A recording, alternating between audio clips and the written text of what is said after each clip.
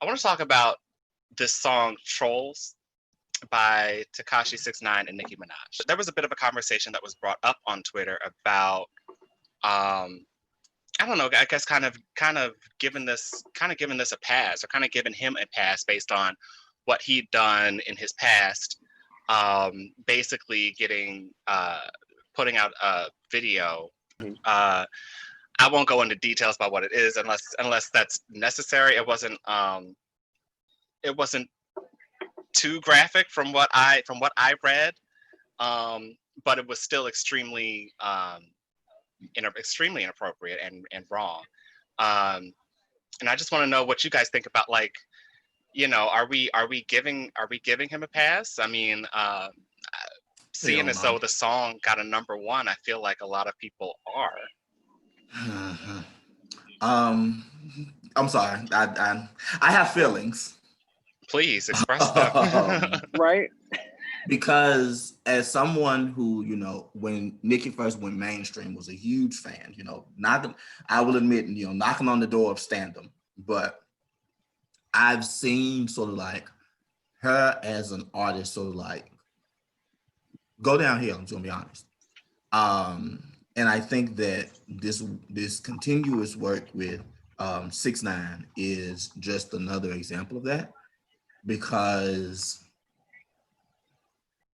isn't the exact term, because it's whoever 6ix9ine was with isn't like underage. It's another term for when a person is closer to the legal age or what have you, that I can't think of right now. But still, it ain't right. And the fact that that Nicki stands, because that's who it is, the stands have pushed for this, despite all the stuff that's continuously coming up about this person, despite all the stuff that continually came up about Doja Cat.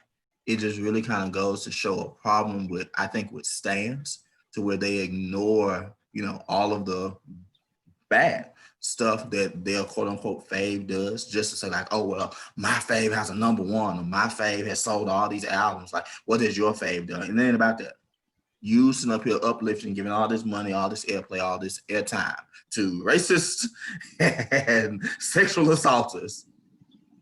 Do you feel good about yourself? Did you get the house? Did you close it? Did you call it any bigger? Like what? Oh man, I Brandon. I haven't heard the song, but I also don't know anything else by him personally. I just was never Mhm. even interested before all the controversy.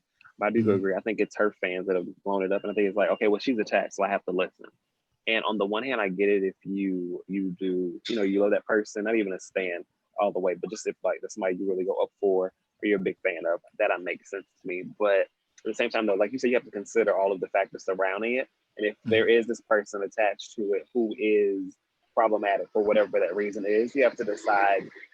I think you have to decide: am I okay with the listening in spite of that? And then you got to be Right. firm in that. You can't be like, okay, I'm just listening for them when they're Right. only on a verse or whatever. Like the song is shared, so it's Right. not like just her win or whatever. It's his as well, Right. and so Yeah. you And have to see, be acknowledge you're complicit in that. exactly. And see, like, if, like you said, if that's what you're okay with, then fine. But now you got to know that you got to stand in that. Like, if you saying that, okay, well, this person, committing sexual assault crimes and like is okay with me, then now you got Hmm. to deal with the fact that people are gonna look at you and say you okay with with folks who are, I mean, with assaulting people. Like, are you prepared to deal with those ramifications just because you want to support your faith? Hmm. Right. Right. One of the things uh,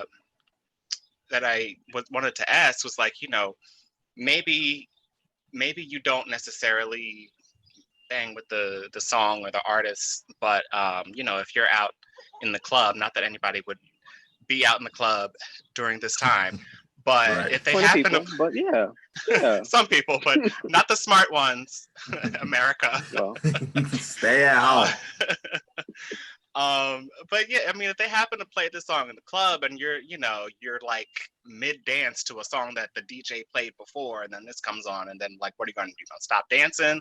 And is that wrong, or like, do you like how would you react in that kind of a situation? I mean, do you just let it I roll off probably your would keep back? dancing because I don't even know what he sounds like. I wouldn't even know it was that song. I wouldn't even. I'm like, okay, this Nicki Minaj song is cute, and then I would find out after the fact that it's him. I'd be like, oh, well, I didn't dance now. You know what I'm saying? Like, I don't even know what he sounds like. I don't. No, I see that. Well, for me, one, I think that is true. I think that if I probably didn't know, it wouldn't even register. But if I did know, I probably would have some type of reaction, because I can remember I was at a convention, like a Black nerd convention, and they were having a party, and in the party they played an R. Kelly song. Now I had been vibing whatever the whole thing. I heard R. Kelly's voice, just immediately stopped all all the fun I was having. I was like, Right. So for me, just me, Marcus Haynes, I think I would feel some type of way. I was like, for what? I'd be like, I would probably have a reaction, and it would probably take me a minute to get back in the mood, because that would have just killed my vibe. Mm-hmm. Yeah. Yeah. I mean, I think for me, I don't know what I would do. I mean, I think knowing what I know now, I probably would just take a second to be like, okay, they're playing a song. Let me go to the bar and do whatever. Yeah. Right. Let me go to the bar. Let me go to the bathroom. Right. But I think it's very easy to be in the moment and to just be like, whatever, also, and to just kind of let it go, because it feels like on some level, you not dancing to that song, whether you're listening to Tekashi in the club, or whether R. Kelly's Step in the Name of Love comes on at a wedding or something. Mm-hmm. It's kind of hard to be like, I don't know. You just feel like nothing's going to change for me. Just not interacting. You know what I'm saying? But I would. No, I'm sorry. I didn't want to cut you off. Go ahead. No, please go. No, I was saying, but I would challenge that. Does dancing in the moment count as support if you're not streaming it separately or still buying stuff?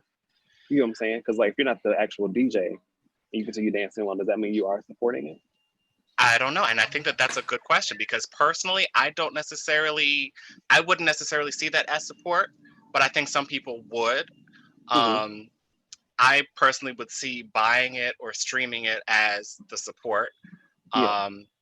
But of course, if nobody takes a stand in the moment, I mean, if the DJ doesn't have enough people that are just not vibing with the song, then they're going to keep playing that song. You know what I'm saying? Yeah. So, or that artist or whatever. Yeah.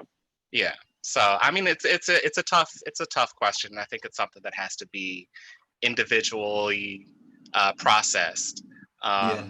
That was what I was going to say. The idea of buying and streaming it, that's direct support. You can see that. But if someone plays "Step in the Name of Love" and everybody is still dancing, then the DJ, just having known DJs, is going to recognize that as oh, well, this is something that can get the party going. So I'm gonna keep playing this. I'm gonna play something similar, by that artist or by another artist, or what have you. But if somebody hears it and be like, hey. Don't do that no more. Right. Or people are like, whoa. It's okay, let me move on. Exactly.